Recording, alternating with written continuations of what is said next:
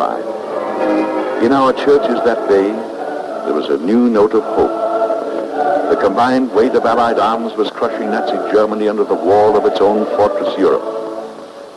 And it seemed that one war, at least, was almost over.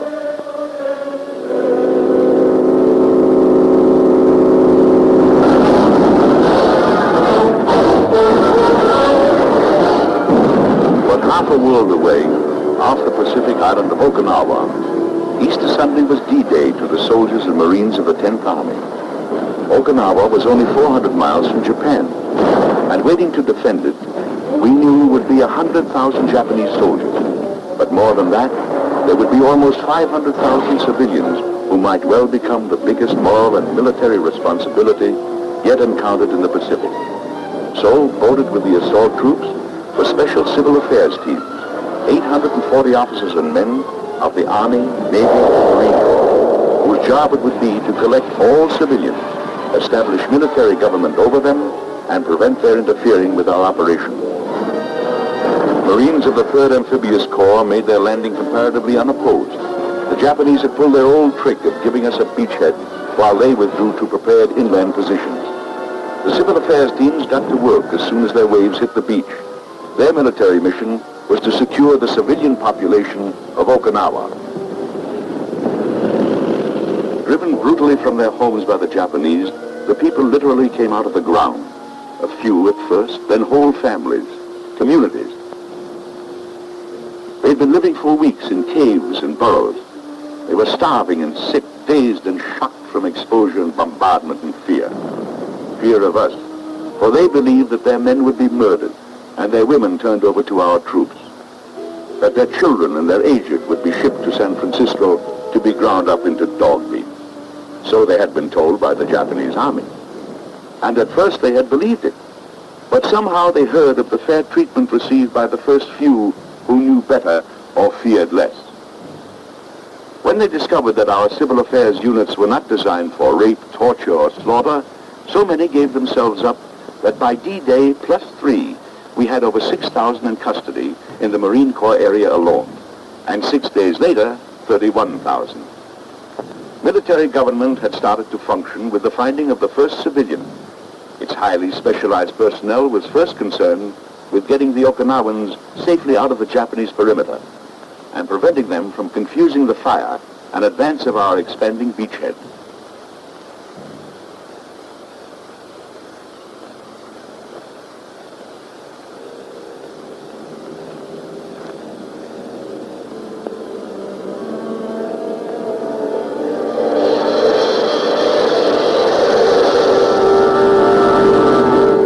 An entire population, equivalent to that of the state of Vermont, had to be rescued from the impact and shock of a battle that was never more than a few thousand yards away.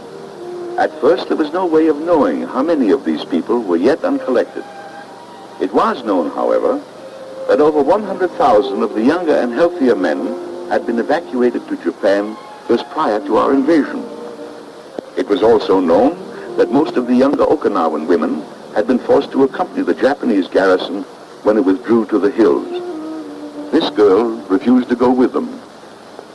They cut off her foot and left her alone to starve. The rest of the population had been ordered into the hills with 30 days' rations and commanded to kill themselves rather than submit to capture by the Americans. But they preferred to live. So much so that in 25 days, our civil affairs sections had accumulated 150,000. The vanguard of what would eventually be the largest number of enemy civilians yet captured in the Pacific.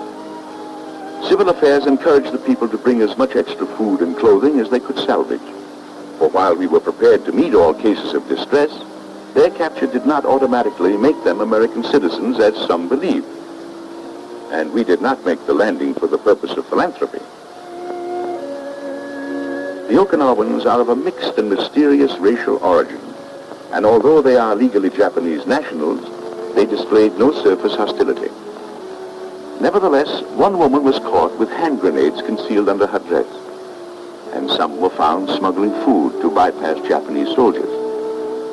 They may have been merely innocent bystanders of battle, as they claimed, but they were kept under constant observation and moved quickly from the zone of military installations.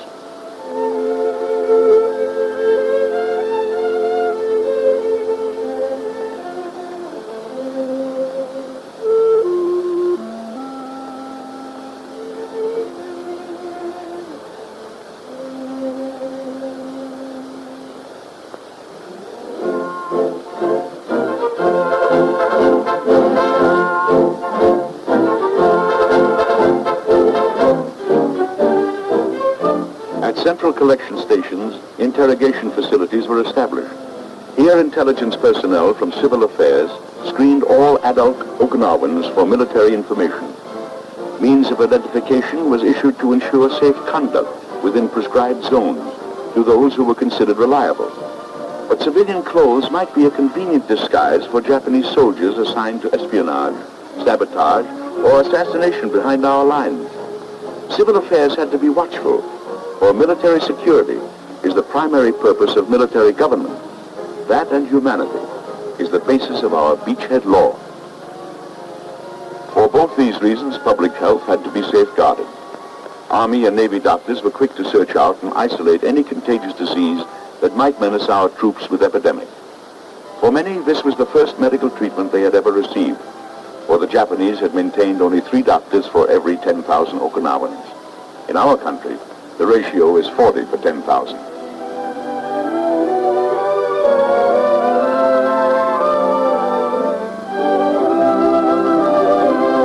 Thousands answered sick call daily for treatment of chronic diseases. But 80% of all immediate hospitalization was for wounds suffered on the fringe of combat. The Japanese had further complicated the health problem before they retreated by releasing a large colony of lepers to wander helplessly around the island.